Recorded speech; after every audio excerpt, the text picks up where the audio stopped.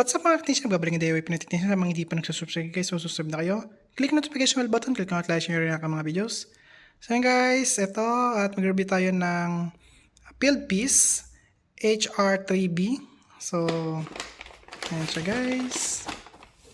So compatible po siya sa A2L. Ayan guys.